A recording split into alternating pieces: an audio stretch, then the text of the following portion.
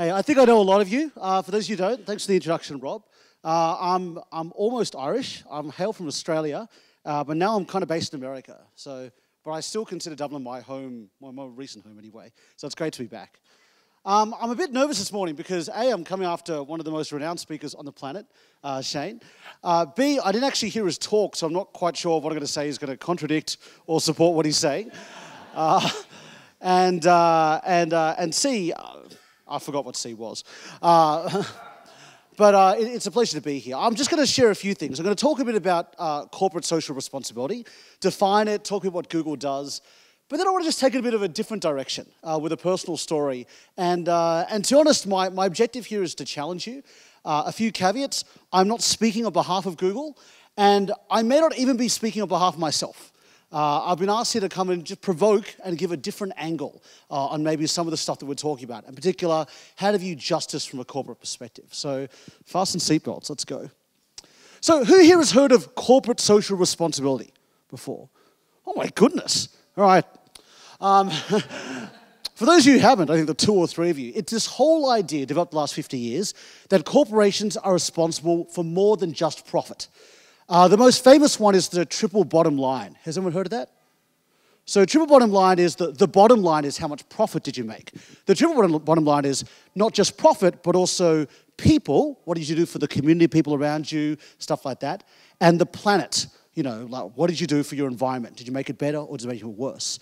And the whole idea is that companies nowadays should not just seek to maximize profit, but seek to maximize the 3 of those. So this is a movement that's been over the last few decades, and to be honest, it's pretty mainstream now. Most companies cannot just get away and say, hey, we're just here to maximize profit.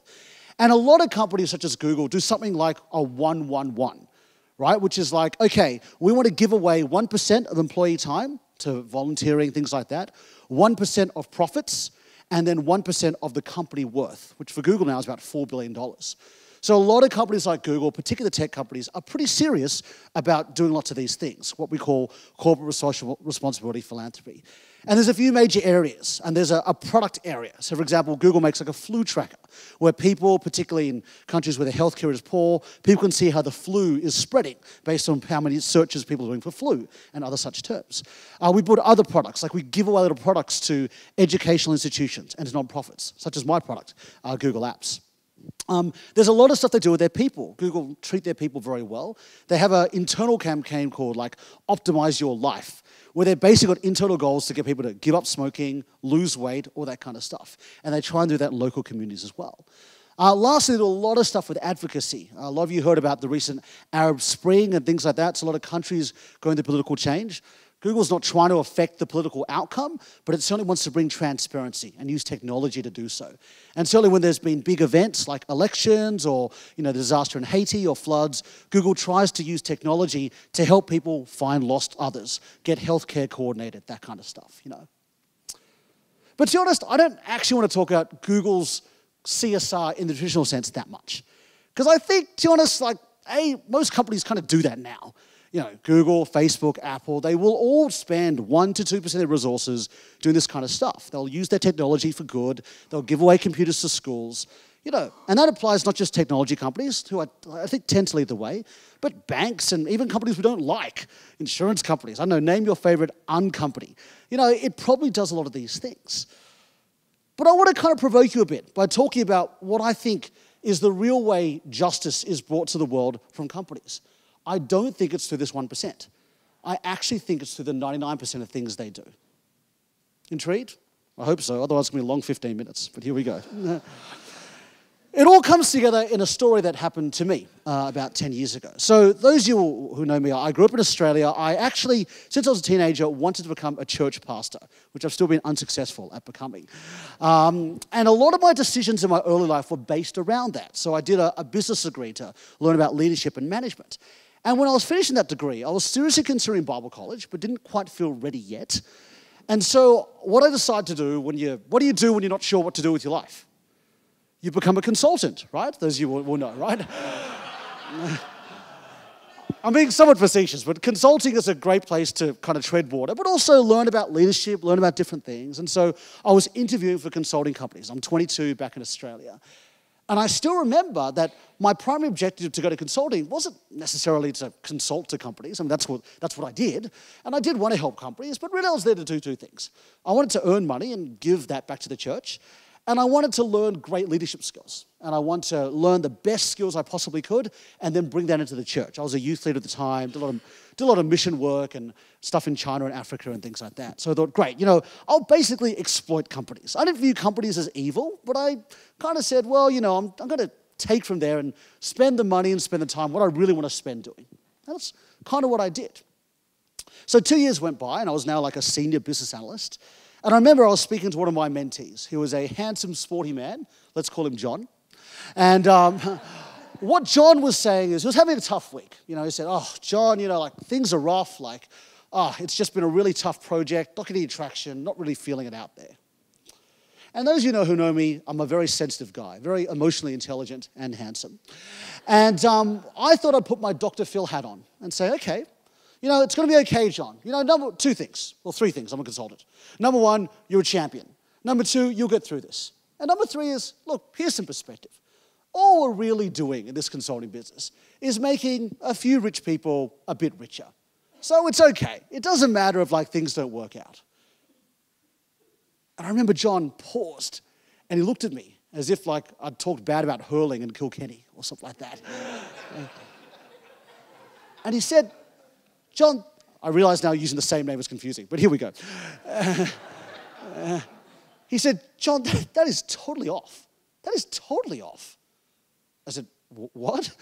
And he said, John, I can't believe you think that. We are here to make companies better.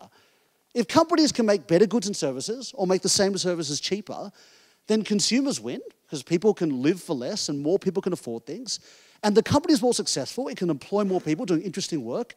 And all those things together make society a lot better, just a much better place. That's why we do these things. It's not just to make a few rich people richer.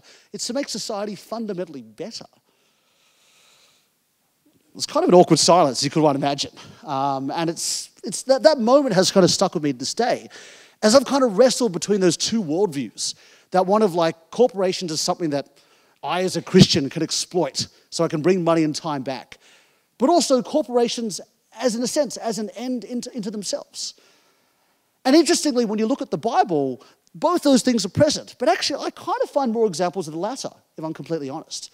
If I look at examples like Daniel and Joseph and Esther and Nehemiah, these are people, let's call them Christians or at least Israelites, who are basically placed into places they did not want to be, into pagan governments or doing work for peoples they believed were evils, Babylonians, Egypt, whatnot, And God's advice to them wasn't go and exploit, get as much as you can, sneak it back, and then get the heck out of there when their backs are turned.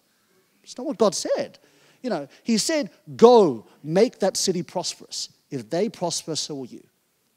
Now again, that's one small bit of context. We haven't really talked about it broadly.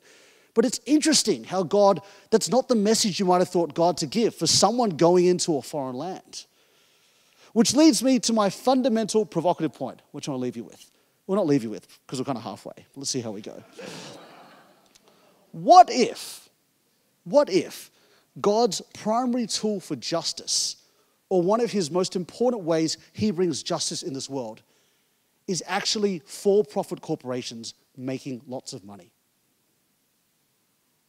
I'll say that again.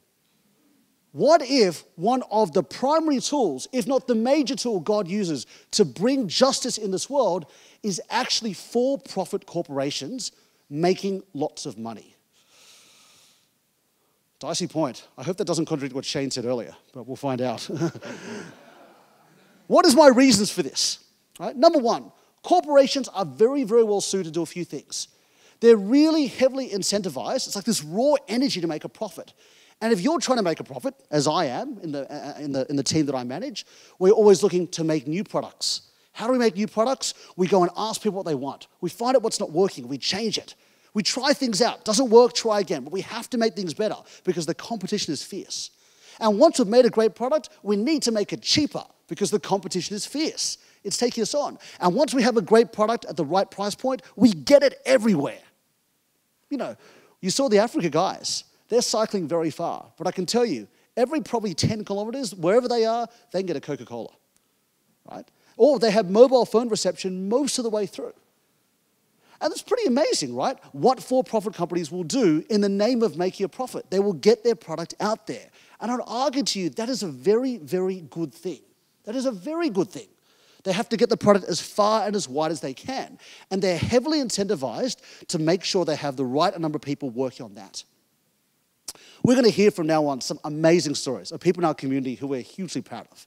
There's Lauren's going to talk about the work she's doing in the north. Graham is going to talk about Solus and the work that he's doing with the inner city kids.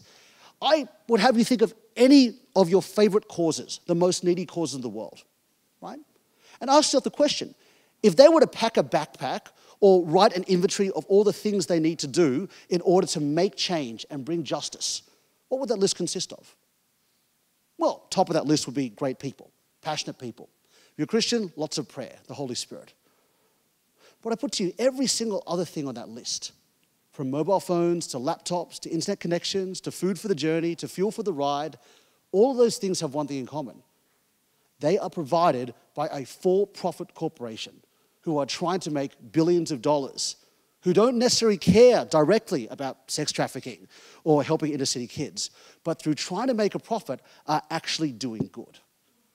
So that's the first provocative point I'll give you.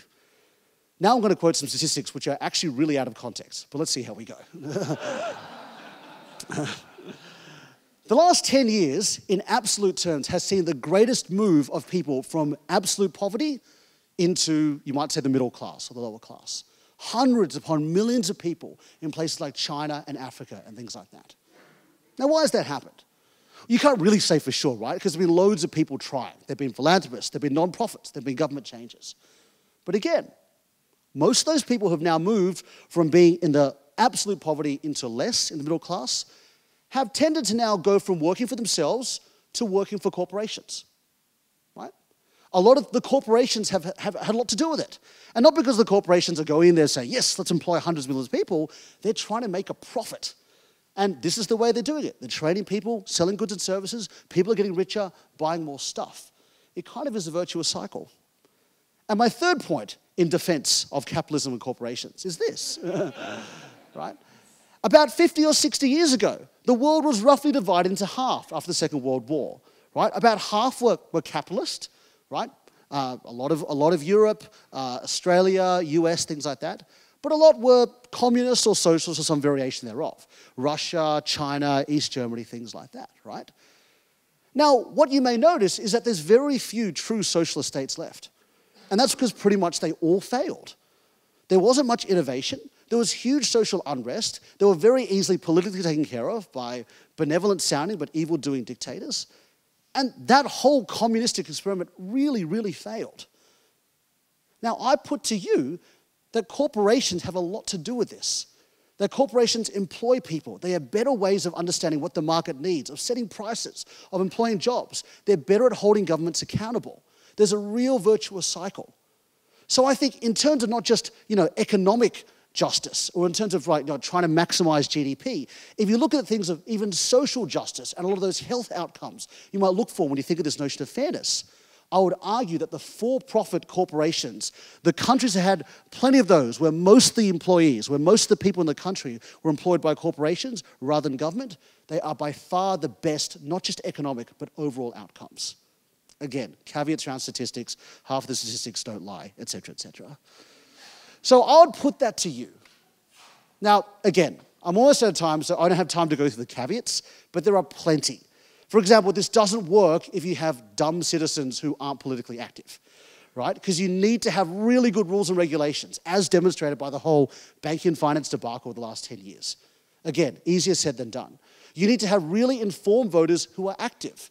It's funny now, I live in the US. People are very politically active, but a lot of them are really stupid. In contrast to Ireland, where the average person on the street is actually really intelligent, but I couldn't be asked. You actually need both. And because this country hasn't had both, we've struggled. Again, easier said than done. It takes a transparent media.